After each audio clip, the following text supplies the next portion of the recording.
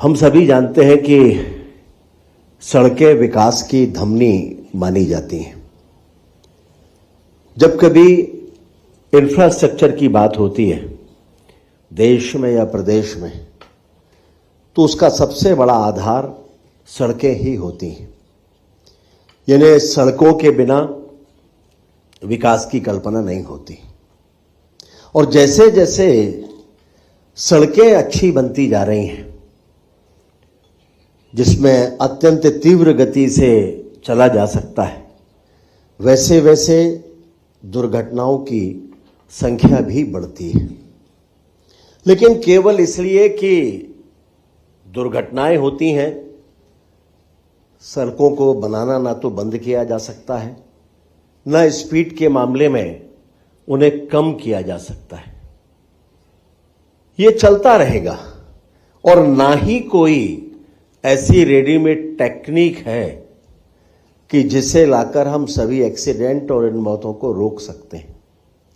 ये तो एक प्रक्रिया है बेहतर को और बेहतर बनाने की, और उसमें हम सभी की हिस्सेदारी आवश्यक है। सरकारी प्रयास तभी सफल होते हैं जब उसमें समाज की भागीदारी होती है। मैं बहुत बार बोलता हूं कि आमतौर पर जब हम सड़क सुरक्षा सप्ताह मनाते हैं, तो एक बार बहुत सी गाड़ियों को रोक कर चेकिंग हो रही थी, तो मैं भी रुका। मैंने पूछा, आप क्या चेक कर रहे हैं? तो मुझे बताया गया कि हम ड्राइविंग लाइसेंस देख रहे हैं, इंश्योरेंस देख रहे हैं, पीयूसी देख रहे हैं। तो मैंने उनसे कहा कि ये तो हम कभी भी देख सकते हैं। सड़कों में यातायात के नियमों का पालन करना एक माइंडसेट बनाने की आवश्यकता होती है, और उसके लिए आवश्यक है कागजों को चेक हम करें।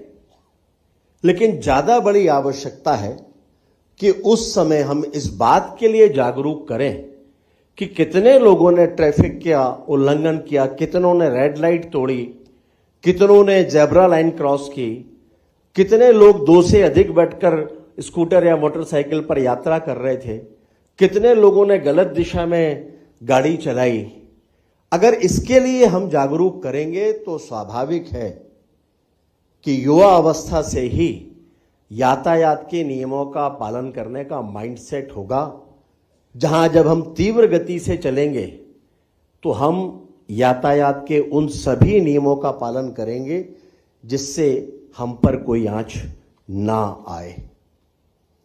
और इसलिए इसमें बहुत सारी बातों का ध्यान रखना आवश्यक है। मैं आज भी हमेशा याद करता हूं, बहुत पुरानी बात है, जबलपुर में बड़ा फुवारा जो जगह है, बहुत ट्रैफिक होता है आज, पहले नहीं होता था। मैं वहीं खड़ा था, मैंने देखा कि एक साइकिल सवार युवा दाएं बाएं देखता हुआ साइकिल चला रहा था। सामने से एक बुजुर्ग पैदल आ रहे थे, और चूंकि वो दाएं बाएं देखता हुआ साइकिल चला रहा था, तो वो सीधा जाके वो बुजुर्ग से भिड़ गया।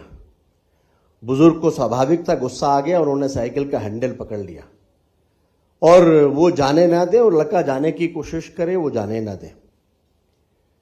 और उन्होंने कहा कि तू अंधा है, देख के नहीं चलता। उस लड़के ने बहुत शांति के साथ उनसे कहा कि मैं देख के नहीं चल रहा था। उन्होंने कहा कि नहीं। तो उसने कहा कि आप देख के चल रहे थे? उन्होंने कहा हाँ। तो बोले, जब आप देख के चल रहे थे तो फिर क्यों भिड़ गए? अब उनके पास इस बात का कोई जवाब नहीं था। उन्होंने साइकिल का हैंडल छोड़ा, वो लड़का साइकिल उठा के चला गया। मुझे उस दिन लगा कि आप अकेले नियमों का पालन करते हैं, ये जरूरी नहीं है। आवश्यक है कि संपूर्ण समाज, सबकी हिस्सेदारी हो, सभी नियमों का पालन करें, तो इस तरह की स्थितियों से बचा जा सकता है। और इसलिए अगर हम ट्रैफिक के नियमों का पालन करते हैं तो बहुत अच्छी बात है।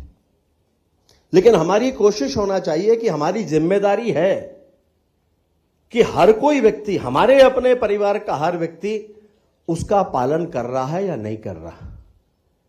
और अगर इस तरह की स्थिति का निर्माण होगा तो निश्चित रूप से हम दुर्घटना मुक्त भारत और दुर्घटना मुक्त मध्य प्रदेश के विचार को साकार कर सकेंगे।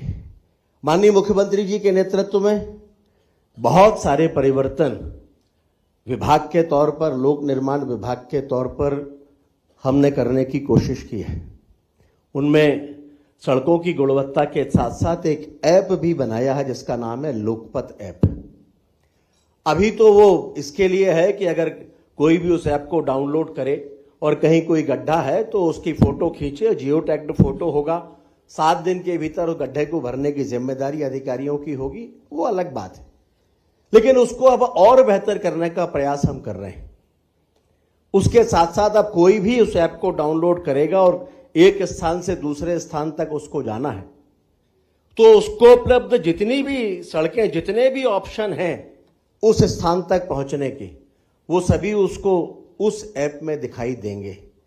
इसके साथ साथ अगर कोई ब्लैक स्पॉट है, वैसे तो जैसा अभी श्री अनुराग जी बता रहे थे, सभी को खत्म करने की कोशिश हो रही है, लेकिन फिर भी अगर कोई ब्लैक स्पॉट है तो उस ऐप के माध्यम से पहले ही आपको अलर्ट मिल जाएगा कि आगे ब्लैक स्पॉट है तो हमें वहां सावधानी से गाड़ी चलाना है ताकि दुर्घटनाएं ना हो।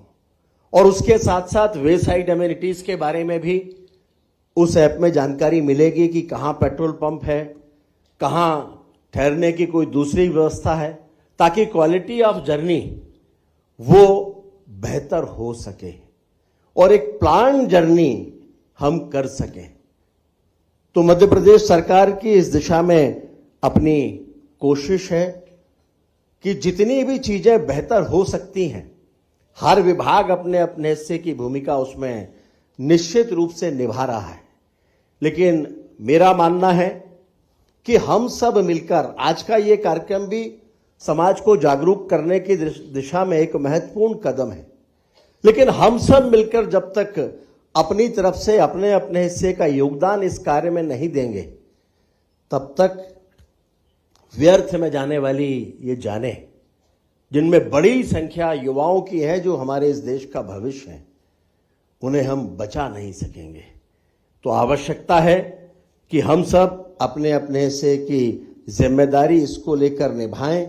एक विभाग के तौर पर माननीय मुख्यमंत्री जी के नेतृत्व में हमारी कोशिश है कि सारी चीजें बेहतर हों, जिसमें कुछ और भी निर्णय भी किए हैं कि सड़क सुरक्षा से संबंधित जो कार्य होते हैं, साइनेजेस से लेकर बाकी सारी चीजें, बड़ी सड़कों पर तो स्वाभाविक है कि सड़कों के साथ ही वो कॉन्ट्रैक्टर को करना होता है, लेकिन अब हमने ये तय किया है कि अब जो छोटी सड़कें हैं उनमें ठेकेदार को ये कार्य नहीं दिया जाएगा, बल्कि जो एम्पैनल्ड एजेंसीज हैं जिनकी एक्सपर्टीज होती है उनके जिम्मे ये काम सौंपा जाएगा, ताकि हर सड़क पर वो सभी मानक, वो सभी साइनेजेस दिखाई दें जो दुर्घटना को रोक सकते हैं।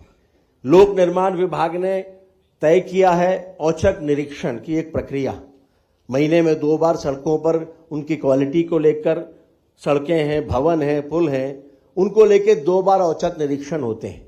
माननीय मुख्यमंत्री जी के नेतृत्व में अब हमने ये भी तय किया है कि अब सड़क सुरक्षा निरीक्षण को भी इसमें हम शामिल करेंगे, यानी सड़कों के निरीक्षण के साथ साथ ये भी देखा जाएगा कि उसमें वो सभी मानक हैं जिनमें विशेष रूप से साइनेजेस से लेकर, क्रैश बैरियर से लेकर, वो सारी चीजें जो वहां आवश्यक हैं वो उसमें सम्मिलित हैं अथवा नहीं हैं।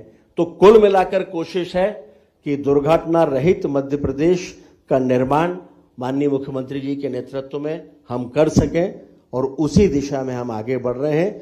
आज के इस कार्यक्रम की दृष्टि से मेरा मानना है कि निश्चित रूप से समाज की जागरूकता में ये बहुत महत्वपूर्ण भूमिका निभाएगा। मेरी ओर से आप सभी को बहुत बहुत शुभकामनाएं।